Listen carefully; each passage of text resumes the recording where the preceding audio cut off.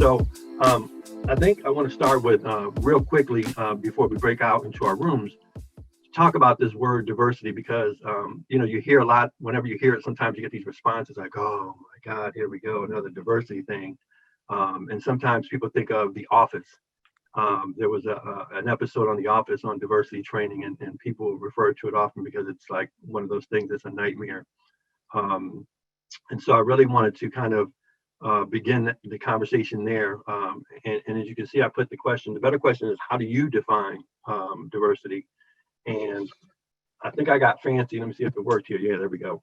So as you can see, the screen kind of came closer to you, and the lens kind of came closer to you. And I want you to look at this picture because I didn't realize this when I first used this image. But when I think of diversity, it's about your perspective.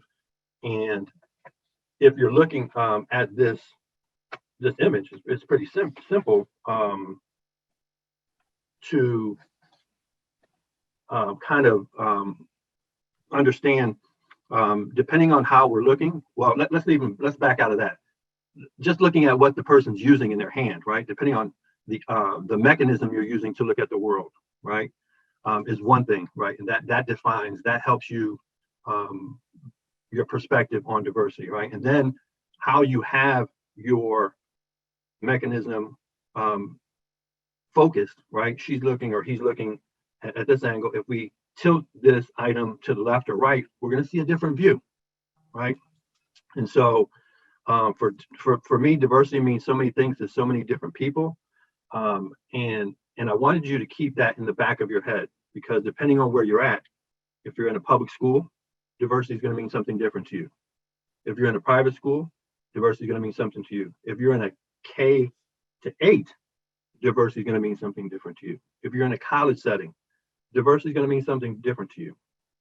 If you're in an all-male school like St. Joe's Prep, where I formerly worked, diversity is going to mean something different to you, right? And so I want us to kind of keep that in the back of our heads, because as I'm talking about it, again, it's from my experience, it's from my perspective, and also from the work that I'm doing, right? And so if we have parents on the line, as a parent, you're looking at a school, diversity may be one thing. If you're a parent and you're working, diversity at work for you is going to be a different thing. And so I want us to consider that and make sure you keep that in the back of your head as we continue these discussions and kind of explore that conversation. And so from an educational advocate's perspective, so what I do at Jesu is look at schools. I'm almost like a second set of eyes for parents and kind of evaluating, what is the school going to offer your son or daughter? These are the things that I often look for in regards to diversity. And I will come into a school and often ask these questions. And I have to be honest, I kind of grade schools and give them this kind of 1 to 10 kind of scale based upon how they answer these questions. So if I come in and I generically ask, how's the diversity at your school? And the first thing that you share with me is numbers of your student body. Well, we have 10% students of color. We have 3% African American, 4% Hispanic, whatever. They just keep talking about the numbers of students and their ethnicities. So that's what I call, what does a student body look like? I call that running the numbers, right? And if a school stops at that, and that's what they consider diversity, it tells me a lot about their perspective, right? They think diversity is just having representation in the building that looks different for them. And so it shares a lot about how far they've gone in this work and what they consider of value, to be quite honest. And so if a school then stops there, I kind of write in my notebook like, okay, this may not be for our Jesu students, right? They're not used to having students of color in the building, and they think that students are just going to figure it out themselves. But then if I ask another question, who's teaching and advising your students? Again, a question of what I call the gatekeepers, because teachers and advisors oversee the culture of the school, what's being taught and how it's being taught, and then how students are dealing with each other inside the building, outside the building, extracurriculars and activities that they're involved in. These are important features. So if they start talking about, well, Most schools will backtrack and say, well, we don't have teachers that are as diverse as our student body. So even if they only have 10% students of color, I would assume they would have teachers that are that same percentage of their faculty or their advising. And so I asked that question, who's teaching? How diverse are your teachers? Where do your teachers come from? What types of schools do they come from? That is part of my perspective on diversity when I'm looking at a school and how a school addresses the issue of diversity. And then I take it a step further. So a school that talks about curriculum, do they embrace and explore a variety of perspectives and histories and genres? Many of the schools, when I bring this conversation up, look like a deer in headlights. It's just a level of diversity that many schools don't get to. I think that takes a little bit longer time and a little bit more intention from the administrative standpoint. And I think that's where the work comes in, getting down and dirty by looking at how are we truly embracing diversity if we don't have diversity in our curriculum, right? Faces are one thing, teachers are another thing, but then when you talk about curriculum and truly being educational with diversity and having a curriculum that embraces those things, that's a school that's really pushing to have a total package when it comes to diversity. And so I'll give schools that extra point if I see that they have a diversity in their curriculum within the English department, the history department, even their religion. If it's a Catholic or a Christian school where they teach world religions, things like that I'm looking for that will help them deal with students that are coming from backgrounds that are different from the majority of the schools students at the school.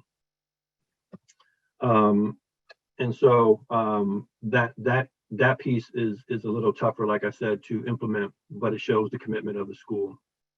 And then last but not least, well, this is not last, it's just another, there are more other ways, the areas that I look at schools in terms of how they approach diversity. But the other one is, how do schools, include and provide programs and activities that validate, the experiences of the student body. So, a lot of schools are known for having their heritage months. They're having activities that will be pertinent and culturally sensitive to the students that are within their walls. And so I'm looking at how schools do that on a regular basis. Is it a pop-up thing? Is it the traditional, Black History Month, Native American Heritage Month, Hispanic Heritage Month, or are there things that are ingrained in the day-to-day that they do on a regular basis? So diversity is not just something that they do, once a month or once a year.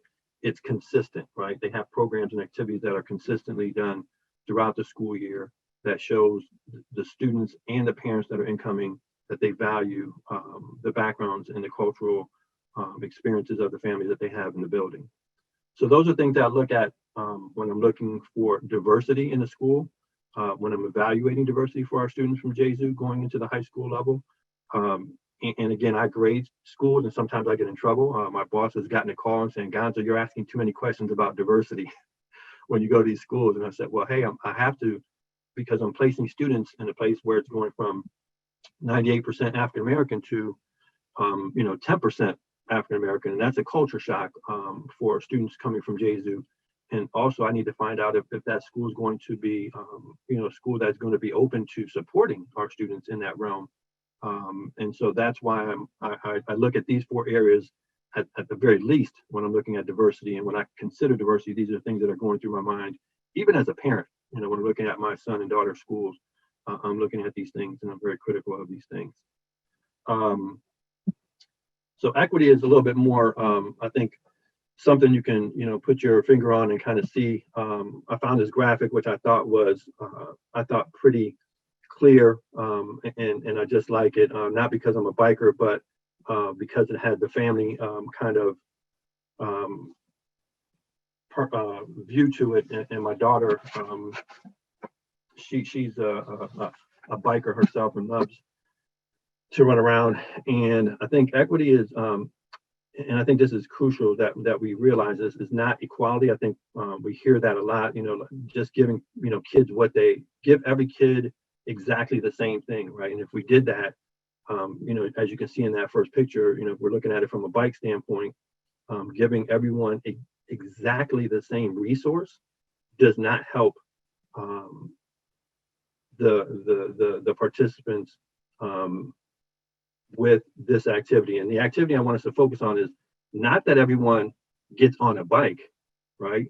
The focus is that everyone gets the proper and the right amount of exercise. That's the goal, right? The goal is not to give everyone a bike. And I have to say that slower. The goal is not to give everyone a bike, because that's what we think. Oh, let's make sure we give everyone a bike so everyone has equal access to a bike. No, the goal is to give everyone access to proper exercise. And so equity is that. Equity is giving people what they need, how they need it. And so you can see the bike is smaller for that child. And I think that's important. You have to give, and then you can see the person who's in the wheelchair can use her hands, her arms to get exercise. And so I think the important thing of equity is to realize that it's going to change, giving people what they need as they need it. So that child is going to eventually need the bike of the person behind them, and then may need the bike for the person behind them even then if they grow even taller. And so I think equity is a matter of finding out what people need and how they need it, and being able to share that in a way that allows them to participate, so that they can get, like I said, the goal of, and when I think of a school, someone had sent me an email recently about, hey, we're struggling, we're going to go virtual, and some of our kids don't have the internet at home. How have you guys dealt with that? So equality at that school was giving every kid a Chromebook. They're like, we solved the problem. We gave everyone a Chromebook. But now it comes down to equity, like, hey, all our kids don't have the internet at home, right? So now they have to find a way to create that situation so that that kid can be successful as the other kids, to level that playing field, if that makes sense. And so that's the challenges. And that was a email I just got. Was today's Friday? I got the email Tuesday morning from an independent school, because they have diversity at their school, with the students coming from different backgrounds, but that was an issue of equity, and I think they finally realized the difference in equality and equity. So I wanted to share that. And then last but not least, the inclusion part. And so again, being a father, I had to include this explanation in terms of how I see inclusion. And if we have any parents on the line, I'm assuming that we do. I want you to think about, if you have had a child, currently have a baby, as a parent, as a family, you start identifying things that you need to do. Your life changes, right? When you bring that little bundle of joy home, you say, oh, wait, we need a room for this new addition to our family. And we need somewhere to have this baby sleep. And so we create and we have this space. But our mind starts thinking, how do I include this little being in our world? And your world changes, right?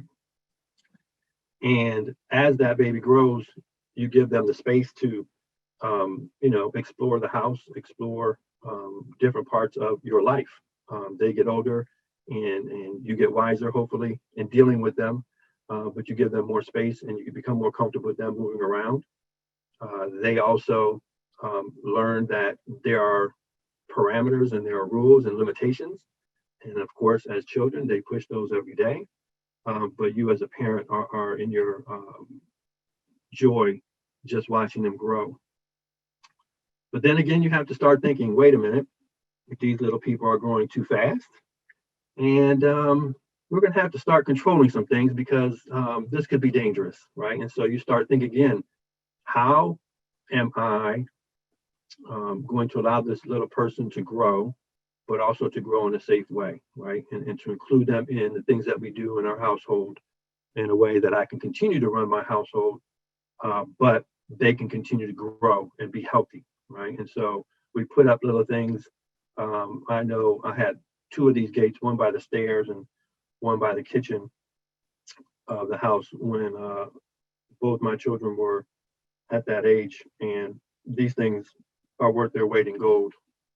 And then they get older, right? They can sleep in their own beds. They can have their own space. They don't need to be underneath our wing as much. They're proud to have their own room. And that was a bed I often dreamed of having. But I had, brothers and sisters, so we never had such beds. We always had bunk beds that had to share rooms. So I had to use this picture. So pardon me for going with the boy on that one. But again, our young people have grown up and they have now established themselves to the point where we can give them their own space and give them their own room to grow and develop themselves and mature, right? And so as a family, as adults, before they arrived, our minds were just thinking as a couple, here we are, this is our world, we go to work, we come home, we go out, we do social things. It did not include any of these things. And once a child comes into play, we start changing our concept of how we go about doing our business, right? We have to include them in those things. And so inclusion is about about the two I's that I want to bring up about inclusion, identity, and all of the identities that are in. So if we're looking at this example, all the identities in the house. So we had to figure out, wow, we have a child, a baby, an infant that grows, of course, and when we're thinking about inclusion, that identity is going to progress, right? And so if we're at a school, kids come in at an early age, K, first, second, and then as they grow, they're going to identify with different things. They're going to become little people. Those little people become little adults, and their identities will change over time depending on who they're around and what they're around, right? The other I of inclusion is intent, and how schools intend their intention of how they program and what they program, and how they speak, the words they use, the intention of those words is very important to creating an environment where everyone in the school feels that they have a place in the school. So in our example of the baby, we valued and showed and were intentional about keeping the baby safe and about keeping the baby as part of the family, up until the point where we started realizing we need to get them into their own room. And we even realized the stages of change, right? So our intent of growing the child, keeping the child safe, we realized their identity changed, and we needed to, as parents, change with it, right? And so if we kept these pictures going, we'd have rooms that were decorated that have, pictures of Justin Bieber or whoever the new icon is, and their room would be all, off limits to us as adults because we realized their teenage identity has taken over, and our intent to keep them safe and give them that privacy would be one of those things. And so inclusion is about making sure that we understand the identity of those that are in the building, those that we're around. So if we're at work, the people that we work with. But for schools, it's about who's in the building, whether that's adults, being teachers and staff and administration, then that's students that are in the building, and then it's also parents. When I'm talking about who do we include in our conversations in schools. And then inclusion is also about intent. How are we intentional about the work that we do to make sure that everyone that has access to the building that will be part of our community is involved in the day-to-day decisions, decisions about where the school is going, the culture of the school, and what is being taught at the school. And so inclusion is a little bit, I think that's the part where schools run into the biggest challenge, because you have to involve more people and then more perspectives. And that's where it becomes challenging, because now you have the variety of thought that comes into play. And so D&I work is not for the weak at heart, but it, like we say in the ADL, this is a sticky conversation. But I think as long as we're willing as adults to have that conversation, I think our children will benefit and will value from it. We'll see a better, a school that is much more in tune and much more culturally inclusive if we are, as adults, committed to it. And so that's how I look at schools.